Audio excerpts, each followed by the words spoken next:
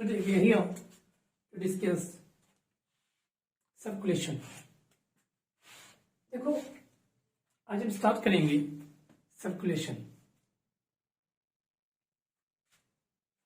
और हम ट्राई करेंगे उन पॉइंट्स को ज्यादातर समझने की कि नीट में किस तरीके से क्वेश्चंस पूछते हैं और किस तरीके से हमें सॉल्व करना है और क्या क्या कॉन्सेप्ट के जानना है इस चैप्टर में। बस नीट बेस्ड ही पढ़ेंगे, उससे ज्यादा कुछ नहीं पढ़ेंगे, उससे कम भी कुछ नहीं पढ़ेंगे। ठीक है, तो हम कोशिश करते हैं कि सर्कुलेशन किसे कहते हैं।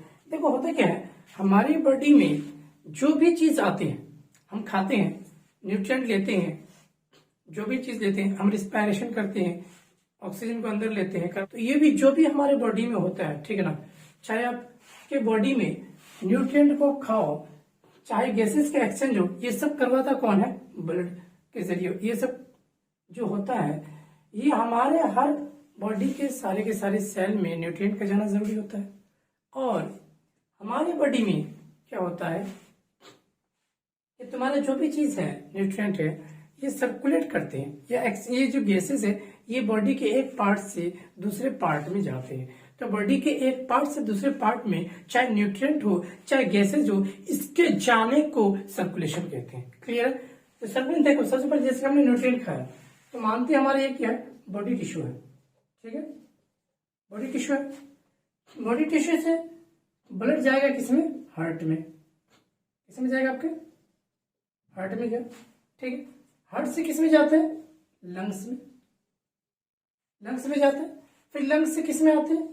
बॉडी में आते हैं। बॉडी से हार्ट में, हार्ट से लंग्स में, लंग्स के बॉडी में, यानी हमारे बॉडी में जो भी गैसेस है, न्यूट्रिएंट्स है, ये एक्सचेंज, ये सर्कुलेट करते रहता है बॉडी से हार्ट में, हार्ट से लंग्स में, लंग्स से बॉडी में, बॉडी से हार्ट में, हार्ट से लंग्स में, लंग्स से बॉडी में, बॉडी से हार्ट में, हार्ट से लंग्स में, लंग्स से बॉडी में। यानी जिस न्यूट्रिएंट चाहे गैसेस हो जो सर्कुलेट करते रहते हैं, इस सर्कुलेट करने को ही हम सर्कुलेशन कहते हैं। क्लियर है? अब देखते हैं, तो ये जो सर्कुलेट करते हैं कोई तो होगा ना ट्रांसपोर्टर। ये ट्रांसपोर्टेशन है तो इसको कोई ट्रांसपोर्टर होगा ना जो लेके जाता होगा, हर चीज को सर्कुलेट करता होगा। तो सर्कुलेट करने वाला कौन है? ब्लड है। इसलिए ब्लड को हम क्या कहते हैं? Blood is the connected tissue. Blood एक ऐसा टिश्यू है जो सारे ऑर्गन्स को कनेक्ट करता है। क्लियर? सारी बॉडी को कनेक्ट करता है। हमारे बॉडी में जो ब्लड पाया जाता है, टोटल ब्लड पाया जाता है 5 to 6 लीटर। कितना पाया जाता है? 5 to 6 लीटर ब्लड पाया जाता है हमारे बॉडी में। उसके बाद ब्लड का पीएच क्या होता है? ब्लड का पीएच होता है 7.4। कितना? 7.4 ब्लड का पीएच होता है। ठीक है, हमारे बॉडी में ब्लड कितना पाया गया? 5 to 6 लीटर ब्लड का पीएच है 7.4। क्लियर? अब देखो, अब हमने ब्लड के बारे में बता दिया कि कितना पीएच है, कितना लीटर पाया जाता है, लेकिन ब्लड के स्टडी को कुछ कहेंगे ना, तो ब्लड के लिए टर्म आता है हीम। क्या टर्म है? हीम। लॉजी का मतलब स्टडी। तो साइंस की ऐसी ब्रांच जिसमें हम ब्लड के बारे में स्टडी करते हैं उसे हिमेटोलॉजी कहते हैं। क्या कहते हैं? हिमेटोलॉजी कहते हैं। साइंस की ऐसी ब्रांच जिसमें हम ब्लड के बारे में स्टडी करते हैं कि ब्लड के अंदर किस तरीके से कंपोनेंट्स पाए जाते हैं, प्लाज्मा क्या क्या है, फॉर्म्ड एलिमेंट क्या है, डब्ल्यूबीसी क्या है, आरबीसी क्या है, प्लेटलेट्स क्या है, इन सब के बारे में जिसमें हम अलग अलग अच्छे से डिटेल से स्टडी करते हैं, साइंस की इसी ब्रांच को हिमेटोलॉजी कहते हैं। क्या कहते हैं? हिमेटोलॉजी कहते हैं। क्लियर है? अच्छा, ब्लड के स्टडी को हिमेटोलॉजी कहा तो ब्लड के फॉर्मेशन को क्या कहूं? मैंने कहा ब्लड के टर्म क्या आता है? हीम। ब्लड के लिए टर्म आता है हीम। और पोएसिस का मतलब होता है फॉर्मेशन। तो ब्लड के फॉर्मेशन को हीमोपोएसिस कहते हैं। क्या कहते हैं? ब्लड के फॉर्मेशन को हीमोपोएसिस कहते हैं। क्लियर है? ब्लड की स्टडी को हेमेटोलॉजी कहा, ब्लड के फॉर्मेशन को हीमोपोएसिस कह दिया। क्लियर? अच्छा, अब जरा से देखते हैं हमारे बॉडी में जो ब्लड पाया जाता है ये कितने तरह के होते हैं। ठीक है, हमारे बॉडी में जो ब्लड है इसके दो अलग अलग कंपोनेंट से बांट दिया गया। कंपोनेंट्स ऑफ ब्लड अलग अलग दो अलग अलग कंपोनेंट से बांट दिया। पहला क्या है, एक है प्लाज्मा, दूसरा है फॉर्म एलिमेंट। क्या है, एक प्लाज्मा, दूसरा है फॉर्म एलिमेंट। प्लाज्मा आपके अंदर पाया जाता है 55% हमारे बॉडी में प्लाज्मा पाया जाता है, जबकि 45% हमारे बॉडी में पाया जाता है फॉर्म एलिमेंट। प्लाज्मा जो है ये एक लिक्विड पार्ट है। ब्लड का क्या है, लिक्विड पार्ट है जो येलोइश कलर में कैसा होता है, कलर में येलो कलर का होता है, और ये कंटेंस इसके अंदर पाया जाता है वाटर। 92% इसके अंदर वाटर पाया जाता है। वाटर पाया जाता है 92%, और इसके अंदर प्रोटीन पाया जाता है 6 to 9%। उसके अंदर हिस्टामिन पाई जाती है, हेपरिन पाई जाती है, और बहुत सारे कंपोनेंट इसके अंदर पाए जाते हैं। क्लियर। क्या आप देखते हैं ब्लड के अंदर ये जो प्लाज्मा है, प्लाज्मा के 3 मेन कंपोनेंट पाए जाते हैं, जिसको हम कहते हैं क्या, एक globulin, albumin, fibrinogen. Globulin, albumin, fibrinogen. Fibrinogen का काम क्या है, एक क्लोटिंग फैक्टर से तुम्हारी बॉडी में देखो, हम लोग कई बार देखते हैं ना कि हम चलते फिरते हैं, कुछ करते हैं, तो अचानक से हल्के से ब्लड कट जाती है। कटने के बाद ब्लड तेजी से बाहर निकलना शुरू हो जाता है। ब्लड निकलते अचानक ऐसा टाइम आता है कि ब्लड का निकलना रुक जाता है। ब्लड बाहर नहीं आता बॉडी के बाहर। ब्लड क्यों नहीं आता, इसलिए नहीं आता क्योंकि हमारे बॉडी में प्लाज्मा के अंदर क्लोटिंग फैक्टर पाया जाता है, जो प्रिवेंट करता है और रोकता है एक्सेसिव ब्लीडिंग को। यानी जब ब्लड निकल रहा है, कोई पार्ट्स कट गया, कटने के बाद वहां से जब ब्लड निकलता है तो ब्लड को, मान लीजिए कोई नस है, यहां से कट गया, तो यहां से क्या होगा, ब्लड ड्रॉप यहां से बाहर निकलेगा, ड्रॉप बाय ड्रॉप ब्लड बाहर निकलेगा, इसे बाहर निकलेगा। लेकिन यहाँ पे क्या हो जाएगा, यहाँ पे आकर क्लोटिंग फैक्टर जमा हो जाएगा, जमा होकर के यहाँ पे इसको जमा देगा। जमाने के बाद अब क्या होगा, यहां से जो ब्लड बाहर आ रहा था वो ब्लड आ नहीं पाएगा। क्या करेगा, ब्लड को आने से ही रोक देगा। क्लियर है। तो फाइब्रिनोजन एक क्लोटिंग फैक्टर से जो क्या करता है, प्रिवेंट एक्सेसिव ब्लीडिंग, ब्लड के एक्सेसिव ब्लीडिंग को रोकता है, यानी ब्लड लॉस होने को रोकता है। क्लियर है। अब चलो आते हैं उसके बाद एल्ब्यूमिन का काम है ऑस्मोटिक बैलेंस ऑफ ब्लड के अंदर ऑस्मोटिक बैलेंस को कौन करता है, एल्ब्यूमिन कर लेता है, यानी वाटर के कंटेंट को मेंटेन करने का काम आपका एल्ब्यूमिन का है। उसके बाद आ जाओ, हमारे पास पाए जाते हैं एक ग्लोबुलिन। ग्लोबुलिन क्या है, इम्यूनोग्लोबुलिन, गामा ग्लोबुलिन ज्यादातर इसमें काम आता है। ये क्या करता है, एंटीबॉडीज बनाते हैं। मान लेते हैं हमारे बॉडी के अंदर कोई फॉरेन पार्टिकल आ गया, कोई ऐसे पार्टिकल आ गया जो हमारे बॉडी को नुकसान कर सकता है, आपको बीमार कर सकता है, आपको तकलीफ बीमार कर सकता है, तो आपको बीमारी से रोकने के लिए एंटीबॉडीज जो बनाते हैं उसके अगेंस्ट फाइट करने के लिए, फॉरेन पार्टिकल के अगेंस्ट फाइट करने के लिए हमारे अंदर पाया जाता है कौन, एंटीबॉडी पाए जाते हैं ग्लोबुलिन जो कि क्या बनाता है, एंटीबॉडीज बनाता है, और एंटीबॉडीज डिजीज के अगेंस्ट फाइट करती है, यानी हमारी बॉडी को बचाता है चाहे कोई भी फॉरेन पार्टिकल आ जाए। तो ये सारी बातें थी प्लाज्मा के बारे में। क्लियर हो गया। दिक्कत है किसी को, अगर किसी को बात दिक्कत है, समझ में नहीं है, अब बिल्कुल कमेंट से पूछ सकते हैं, बिल्कुल आपको बता देंगे। ओके, चलते हैं जरा से आप बात करते हैं फॉर्म एलिमेंट के बारे में। किसके बारे में, फॉर्म एलिमेंट के बारे में देखते हैं। मैंने कहा एनसीईआरटी का डाटा है कि फॉर्म एलिमेंट जो है 45% पाए जाते हैं। कितना, 45%। तो मैं पूछूं, अब अपने आप को अंदर से खुद क्वेश्चंस का आंसर देने की कोशिश करें, आ जाए। अब हम देखते हैं ये फॉर्म एलिमेंट इसके 3 कंपोनेंट्स होते हैं। एक आरबीसी, डब्ल्यूबीसी, प्लेटलेट्स। बोलो क्या कहें, आरबीसी, डब्ल्यूबीसी, प्लेटलेट्स। आरबीसी जो है इसको कहते हैं इरिथ्रोसाइट्स। क्या कहते हैं, इरिथ्रोसाइट्स। आरबीसी को इरिथ्रोसाइट्स, इरिथ्रो टर्म आता है रेड इरिथ्रोसाइट्स। इरिथ्रोसाइट जिस तरीके से हमने क्या कहा, ब्लड के फॉर्मेशन को कहा हीमोपोइसिस, हीम टर्म था ब्लड के लिए, इरिथ्रो टर्म है आरबीसी के। तो इरिथ्रो जिस तरीके से ब्लड के फॉर्मेशन को हमने कहा हीमोपोइसिस, इसी तरीके से आरबीसी रेड ब्लड सेल के फॉर्मेशन को कहते हैं इरिथ्रोपोइसिस। क्या कहते हैं? एरिथ्रोपोइसिस। जब एरिथ्रो टर्म आएगा तो समझ लोगे आरबीसी की बात हो रही है, और पोइसिस उसके साथ जोड़ दोगे तो इसका मतलब हो गया फॉर्मेशन ऑफ आरबीसी। क्या है? फॉर्मेशन ऑफ आरबीसी है। क्लियर? अच्छा, अब ये जो हमारे आरबीसीज है ये बनते कहां पे? ये बनते हैं हमारे रेड बोन मैरो में। कहां पे बनता है? रेड बोन मैरो में ये बनता है। क्लियर? अब देखो होता क्या है, जब भी कोई सेल बनेगा तो कोई बनाने वाला तो होगा ना। ऐसा तो नहीं है कि बगैर कोई मदर सेल के ऑटोमेटिक हमारे पास जो आरबीसी का जो मदर सेल है उसको हम बोलते हैं इरिथ्रोब्लास्ट, प्रीकर्सर सेल यानी मदर सेल। ये आरबीसी क्या करते हैं? डिवाइड करते हैं। ये जो मदर सेल है ये डिवाइड करते हैं। डिवाइड करके एक स्टेज आता है जिसको हम बोलते हैं रेटिक्युलोसाइट्स। क्या बोलते हैं? रेटिक्युलोसाइट्स बोलते हैं, जो कि इमेच्योर आरबीसी होता है। क्या होता है? इमेच्योर आरबीसी होता है। इसके अंदर तो आपके लाइसोसोम पाए जाते हैं, एंडोप्लाज्मिक रेटिकुलम पाए जाते हैं, माइटोकॉन्ड्रिया पाए जाते हैं, गोल्गी बॉडीज पाए जाते हैं, सेल ऑर्गेनेल्स इसके अंदर पाए जाते हैं, जो थोड़े थोड़े से इसके अंदर हीमोग्लोबिन भी बनना शुरू हो जाता है।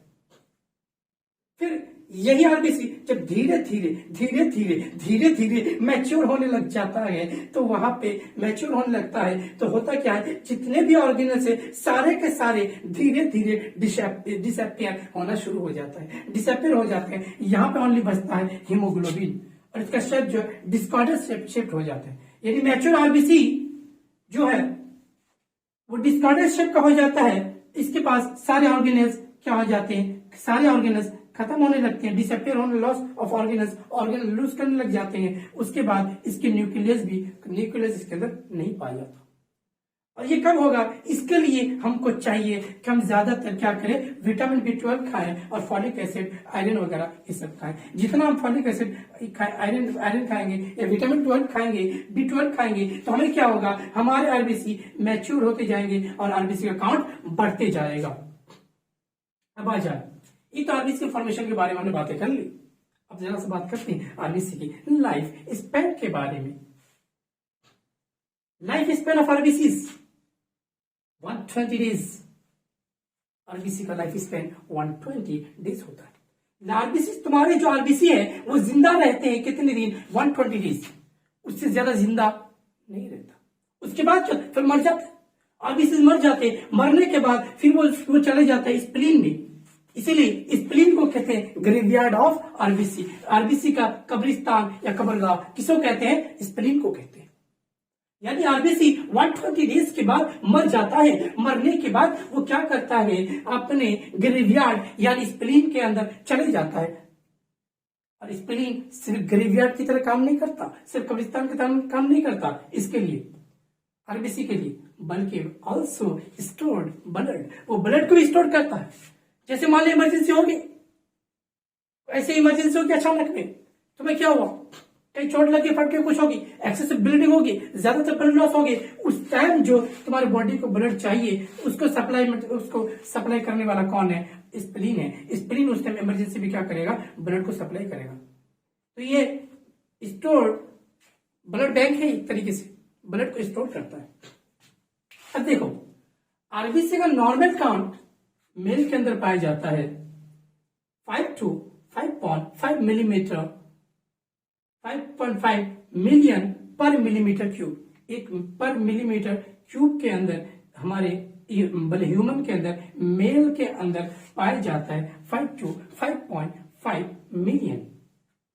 इतने सारे आरबीसी पाए जाते हैं 1 मिलीमीटर क्यूब के अंदर। फीमेल के अंदर पाए जाते हैं 4 to 4.5 मिलियन पर मिलीमीटर क्यूब। फीमेल के अंदर कितना पाया जाता है? 4 to 4.5 मिलियन पर मिलीमीटर क्यूब। अब देखो, आरबीसी ट्रांसपोर्ट करता है ज्यादातर ऑक्सीजन के लिए जाना जाता है, लेकिन आरबीसी जो गैसेस को ट्रांसपोर्ट करता है इसमें से कौन कौन है? ऑक्सीजन को ट्रांसपोर्ट करते हैं हीमोग्लोबिन के फॉर्म में। किस फॉर्म में करता है ऑक्सीजन को? ऑक्सीजन को हीमोग्लोबिन के फॉर्म में ऑक्सीजन को ट्रांसपोर्ट करता है कौन? आरबीसी। क्लियर? उसके बाद आ जाओ, यही आरबीसी ट्रांसपोर्ट करता है कार्बन डाइऑक्साइड को कार्बामिनो हीमोग्लोबिन के फॉर्म में। कार्बन को किस तरह, कार्बन डाइऑक्साइड किसके फॉर्म में ट्रांसपोर्ट करता है? कार्बामिनो हीमोग्लोबिन के फॉर्म में। और आरबीसी कार्बन मोनोऑक्साइड को ट्रांसपोर्ट करता है कार्बोक्सी हीमोग्लोबिन के फॉर्म में। क्लियर है? अब क्या होता है, कई बार ऐसा भी होता है कि तुम्हारे बॉडी में आरबीसी का काउंट बढ़ भी तो सकता है, तुम्हारे बॉडी में आरबीसी का काउंट घट भी तो सकता है। कई बार बढ़ जाता है, कई बार घट जाते हैं। आइए उस एब्नॉर्मलिटी को देख लेते हैं। आरबीसी के काउंट अगर घट जाते हैं तो उसको बोलते हैं एरिथ्रोपीनिया। क्या कहते हैं? एरिथ्रोपीनिया। अगर आरबीसी के काउंट घट जाए तो उसको कहते हैं एरिथ्रोपीनिया और एनीमिया। एरिथ्रोपीनिया को या एनीमिया को अगर आरबीसी के काउंट घट जाते हैं, डिक्रीज कर जाते हैं, तो उसको क्या बोलते हैं? एरिथ्रोपीनिया और एनीमिया। अगर बढ़ जाए तो, अगर मान लेते हैं आरबीसी के काउंट बढ़ जाए, ज्यादा हो जाते हैं, तो कहते हैं उसको पॉलीसाइथेमिया। क्या कहते हैं? पॉलीसाइथेमिया। आरबीसी के काउंट बढ़ जाए तो उसको बोलते हैं पॉलीसाइथेमिया। दर्द है किसी को? हाँ, कोई अगर दिक्कत हो तो पूछ लेना, कमेंट्स में हम जरूर बता देंगे। आ जाओ, उसके बाद डब्ल्यूबीसी के बारे में थोड़ी सी बात कर लेते हैं। डब्ल्यूबीसी को कहते हैं ल्यूकोसाइट्स। क्या कहते हैं? ल्यूकोसाइट्स। ल्यूको टर्म आता है और डब्ल्यूबीसी के लिए, साइट्स का मतलब सेल। तो डब्ल्यूबीसी को क्या कहते हैं? ल्यूकोसाइट्स कहते हैं। ये होता क्या है? Soldier of the body. Body के अंदर ये सोल्जर की तरह काम करता है, यानी कोई फॉरेन पार्टिकल आएगा तो उसको मारने का काम कौन करेगा? आपके WBC, policeman of the body, soldier of the body. चलिए, आपके डब्ल्यूबीसी का काउंट जो है नॉर्मल होता है 6000 से लेकर 8000 तक पर मिलीमीटर क्यूब। 1 मिलीमीटर क्यूब में तुम्हारे बॉडी के अंदर जो पाए जाते हैं नॉर्मल डब्ल्यूबीसी, वो 6000 से लेकर 8000 तक होते हैं। क्लियर है? अच्छा, उसके बाद देखो, तुम्हारे अंदर ये जो डब्ल्यूबीसी है, डब्ल्यूबीसी को दो कंपोनेंट से बांटा गया। एक है आपका ग्रैन्युलोसाइट्स, दूसरा है एक ग्रैन्युलोसाइट्स। अगर ग्रैन्युलोसाइट्स के अंदर पाया गया तो ग्रैन्युलोसाइट्स है, अगर नहीं पाया गया तो एक ग्रैन्युलोसाइट्स। तो अब हम बात करेंगे ग्रैन्युलोसाइट्स के बारे में। किसके बारे में बात कर रहे हैं? ग्रैन्युलोसाइट्स के बारे में। आ जाओ, न्यूट्रोफिल। न्यूट्रोफिल ये क्या मल्टी न्यूक्लिएटेड है। देखो, हम जब भी आरबीसी को पहचानेंगे ना, न्यूट्रोफिल, इओसिनोफिल, बेसिडोफिल या बेसोफिल्स, ये जितने के बारे में जानेंगे ना, इसके लिए हमको क्या है, इसके शेप के बिना भी हम इसको डिफाइन करते हैं कौन क्या है। ठीक है, तो अब देखो, न्यूट्रोफिल जो है ये क्या है? आपका पॉलीमार्फो न्यूक्लियर लिकोसाइट्स, यानी इसके न्यूक्लियस जो है बहुत सारे न्यूक्लियस के अंदर पाए जाएंगे। एक नहीं, दो नहीं, तीन नहीं, बहुत सारे न्यूक्लियस इसके अंदर पाए जाएंगे। इसीलिए न्यूट्रोफिल को कहते हैं मल्टी न्यूक्लियर और पॉलीमार्फो न्यूक्लियर लिकोसाइट्स, PMLL, यानी बहुत सारे न्यूक्लियस रखने वाले ग्रेन्यूल्स, जिसको हम कहते हैं न्यूट्रोफिल। इसका काम क्या है? फैगोसाइटोसिस। कोई भी फॉरेन पार्टिकल आएगा तुमको नुकसान करने की कोशिश करेगा, न्यूट्रोफिल बोलेगा मैं हूं तो तू कहां, निकल यहां से। यानी वो क्या कर देगा? न्यूट्रोफिल, कोई भी फॉरेन पार्टिकल आएगा तुमको बीमार करने की कोशिश करेगा, उसको पहले ही ये मारेगा, उसको फैगोसाइट करेगा, उसको खत्म करने की कोशिश करेगा, खत्म कर देगा। ठीक है, उसके बाद आपके पास है इओसिनोफिल या एसिडोफिल। इओसिनोफिल या एसिडोफिल, इसका काम क्या है? इसका काम है एलर्जीज में। ये क्या करता है? एलर्जीज में काम में आता है, यानी आपके बॉडी के अंदर एलर्जी वगैरह जो काज होते हैं उसके लिए एलर्जी में ये काम करता है। इसका काम है एलर्जीज। देखो, इओसिनोफिल बाइन्यूक्लिएटेड होता है। क्या होता है? बाइन्यूक्लिएटेड, यानी इसके अंदर 2 न्यूक्लियस पाया जाता है। कितना न्यूक्लियस पाया जाता है? 2 न्यूक्लियस पाया जाता है। उसके बाद बेसोफिल। बेसोफिल जो है आपके एस शेप्ड होता है। कैसे होता है? S shape. आपको लगता होगा कि एस नहीं दिखता है, लेकिन ये एस है, मान लो। ठीक है, कोई दिक्कत नहीं है, एस शेप है। अब देखो, इसके अंदर सिक्रेटरी सेल्स पाए जाते हैं। सिक्रेटरी सेल 3 तरह के होते हैं, पाए जाते हैं इसके अंदर। एक हिस्टामिन जो इन्फ्लेमेशन कॉज करता है। इन्फ्लेमेशन का मतलब होता है कि कहीं पे रेडनेस का हो जाना, फूल जाना, स्वेलिन हो जाना, उसके बाद उसके अंदर दर्द भी होना, थोड़ा सा पेन भी होना, कोई जगह पेन भी कर रहा है, उस फुल भी स्वेलन भी कर गया है और उसके बाद रेडनेस भी है, तो उसे क्या कहोगे? इन्फ्लेमेशन कह देना। क्या कहोगे? इन्फ्लेमेशन उसे कहोगे। उसके बाद फिर एंटी इन्फ्लेमेटरी भी तो है, सेरोटोनिन एंटी इन्फ्लेमेटरी है, ये एंटी इन्फ्लेमेशन करता है, यानी इन्फ्लेमेशन को रोकता है। कौन? सेरोटोनिन। उसके बाद हेपरिन। अब देखो ब्लड के अंदर जैसे ब्लड कट गया, कटने के बाद अब क्या होता है? बाहर ब्लड आना शुरू होता है, कुछ देर के बाद जैसे ही हवा के कंटेक्ट में आते हैं, आने के बाद वहां पे फाइब्रिनोजन वगैरह जो भी क्लॉटिंग फैक्टर्स है वो एक्टिव होकर के उसको क्या कर देते हैं? क्लॉट करवा देते हैं, जम जाता है। जमने के बाद एक्सेसिव ब्लीडिंग रुक जाता है। लेकिन क्लॉटिंग फैक्टर तो हमारे किसके अंदर है? ब्लड के अंदर है। बाहर आते ही वो क्लॉट करना, एक्टिव होकर क्लॉट करना शुरू हो जाता है, तो अंदर क्यों नहीं करता? तो एंटी कोगुलेंट है। कौन? हेपरिन है। हेपरिन एंटी कोगुलेंट की तरह काम करता है, यानी अंदर ब्लड को जमने नहीं देता। तो यही तक हम करते हैं। कल हम करेंगे ग्रैन्युलोसाइट्स। Thanks for watching.